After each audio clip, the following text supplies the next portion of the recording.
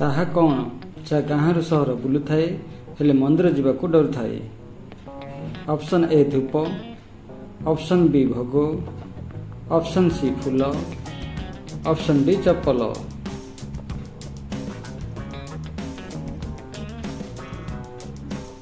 ସଠିକ ଉତ୍ତର option D ଚପଲ।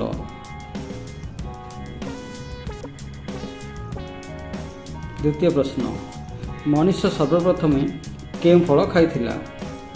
ଅପସନ୍ ଏ ଖଜୁରୀ, ଅପସନ୍ ବି ସପୁରୀ, ଅପସନ୍ ସି ଆଖୁ, ଅପସନ୍ ଡି ପଣସ।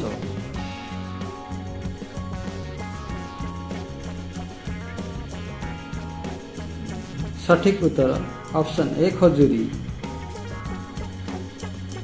ପରବର୍ତ୍ତୀ ପ୍ରଶ୍ନ, କେଉଁ ଫଳ ଖାଇଲେ ଦାନ୍ତ ପରିଷ୍କାର ହୁଏ?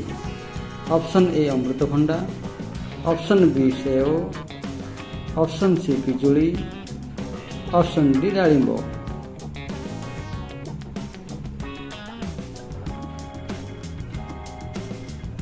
ସଠିକ ଉତ୍ତର ଅପସନ୍ ଏ ଅମୃତଭଣ୍ଡା। ପରବର୍ତ୍ତୀ ପ୍ରଶ୍ନ, ଶରୀରର କେଉଁ ଅଙ୍ଗ ସବୁବେଳେ ଓଦା ହୋଇ ରୁହେ? ଅପସନ୍ ଏ ଗୋଡ଼, ଅପସନ୍ ବି ହାତ, ଅପସନ୍ ସି ଜିଭ, ଅପସନ୍ ଡି ନାକ।